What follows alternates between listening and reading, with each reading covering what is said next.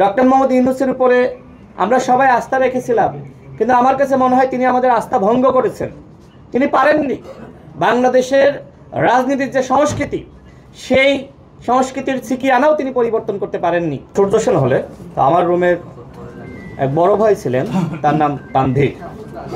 তিনি ঢাকা বিশ্ববিদ্যালয়ের যিনি অধ্যাপক ছিলেন, নাজমুল আহসান কলিমুল্লাহ স্যার, সকলে হয়তো চিনেন, এখন তিনি কারাগারে আছেন। তার যে প্রতিষ্ঠান ছিল জানিপপ, সেখানে কাজ করতেন, ঊর্ধ্বতন কর্মকর্তা ছিলেন। তো আমি তার কাছ থেকে জানার চেষ্টা করতাম যে আসলে আপনারা কি কাজ করেন।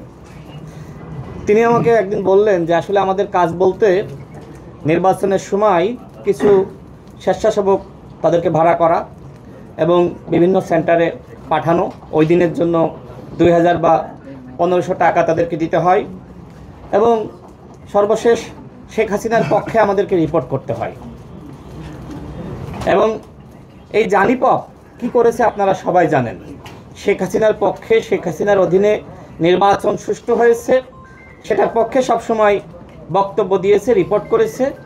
আমি এই প্রসঙ্গ আসলে কেন টানলাম, আমরা দেখেছি যে বিশ্ব বাটপার আবেদ আলী, আমি আপনাদের একজন যিনি সদস্য ভার কাছে জিজ্ঞেস করছিলাম যে আবেদ আলী আজকে এখানে আছে কিনা, তো তিনি আমাকে কনফার্ম করলেন যে না, আবেদ আলী, তিনি আওয়ামী লীগের দর্শক ছিলেন, আবেদ আলী এখানে নাই। তবে আবেদ আলীর মতন কেউ আছে কিনা সেই প্রশ্ন আমি আপনাদের কাছে রাখছি, কারণ আবেদ আলী তো বাংলাদেশে একজন ছিল না। আমরা দেখেছি যে ওই সময় যে প্রতিষ্ঠানগুলো রিপোর্ট করেছে এরা অধিকাংশই ছিল আবেদ আলী। তো সেই আবেদ আলীদের মাধ্যমে কি আবার আমরা কোনো পর্যবেক্ষণ চাই না। এই জন্য আপনাদের প্রতি আমাদের আহ্বান থাকবে যে আপনারা আপনাদের এই সংগঠনের কোনো আবেদ আলীকে আশ্রয় দিবেন না। আমরা দেখেছি যে এই সর্বশেষ নির্বাচনে ইলেকশন মনিটরিং ফোরাম এবং সার্ক মানবাধিকার ফাউন্ডেশন, এটার একটা ছিল আবেদ আলী চেয়ারম্যান, একটা মহাসচিব। আমরা দেখেছি যে বিদেশ থেকে কিভাবে ভাড়া করে বিদেশি নাগরিক এনেছে এবং তাদের মাধ্যমে বক্তব্য দেওয়াইছে যে নির্বাচন খুব সুষ্ঠু হয়েছে, হাসিনা খুব ভালো নির্বাচন করেছে। অর্থাৎ শুধুমাত্র যে বাংলাদেশে আবেদ আলী আছে এরকম না, বিশ্বে বহু আবেদ আলী আছে। আমরা মনে করি যে সাদা চামড়ার মানুষ, এরা মনে হয় আসলেই এরা ভালো রিপোর্ট দেবে। আমরা এর আগে হোটেল সোনারগাঁয়ে একটি প্রোগ্রাম ছিল, সেখানে একজন বিদেশি পর্যবেক্ষক আমাদেরকে নিয়ে বসলেন। সেখানে আমাদের দলের সভাপতি নুরুল হক নূর ছিলেন, আমি ছিলাম, এবং 24-এর নির্বাচনের আগে তাদেরকে শেখ হাসিনার পক্ষ থেকে ভাড়া করে আনা হয়েছে এবং এই হোটেল সোনারগাঁয়ে রাখা হয়েছে। তো আরও অনেক দলের সাথে তারা বৈঠক করেছিল, আমাদের সাথে বৈঠক করেছিল। আমরা কথা বলে দেখলাম যে এগুলোকে হাসিনা ভাড়া করে এনেছে বিভিন্ন সংগঠনের নামে এবং বিদেশি অবজারভার। তো এই নির্বাচনে এই ধরনের বিদেশি ভাড়া খাটা অবজারভার আমরা চাই না। আমরা চাই যে আপনারা অতীতে যদি আপনাদের মধ্যে কেউ ভুল করে থাকে আপনারা তাকে শুধরিয়ে দিবেন।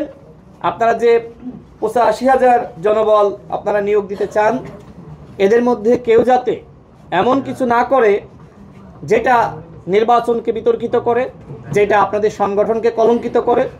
আপনারা এই বিষয়গুলো লক্ষ্য রাখবেন। আমরা চাই আগামী নির্বাচনটা ইতিহাসের সেরা নির্বাচন হোক এবং এই লক্ষ্যে আমরা প্রধান নির্বাচন কমিশনারের সাথে বৈঠক করেছি এবং অন্যান্য নির্বাচন কমিশনারের সাথে আমরা বৈঠক করেছি।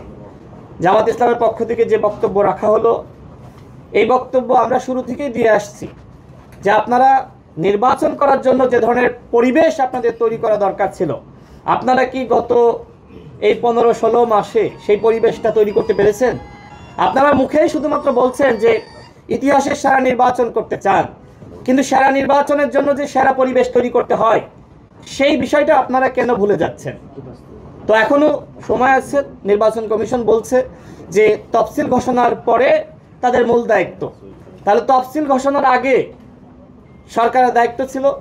ডক্টর মোহাম্মদ ইউনূসের উপরে আমরা সবাই আস্থা রেখেছিলাম, কিন্তু আমার কাছে মনে হয় তিনি আমাদের আস্থা ভঙ্গ করেছেন। তিনি পারেননি বাংলাদেশের রাজনীতির যে সংস্কৃতি, সেই সংস্কৃতির ছিকি আনাও তিনি পরিবর্তন করতে পারেননি। তিনি অনেক বড় নেতা হতে পারেন, তিনি নিজেই বলেছেন আমরা কিন্তু আন্তর্জাতিক মানের খেলোয়াড়।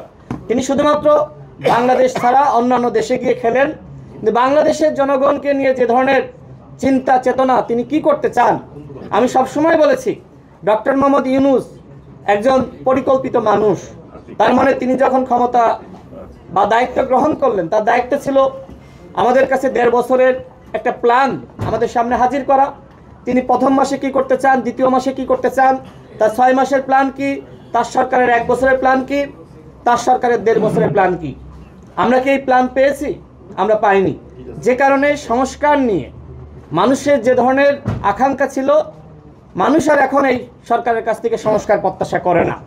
আমার কাছে মনে হয় যে এখন কেউ বিশ্বাস করে না ডক্টর মোহাম্মদ ইউনূসের নেতৃত্বাধীন সরকার কোনো সংস্কার করতে পারবে। 15 মাসে আমি অন্তত কোনো সংস্কার দেখি নাই।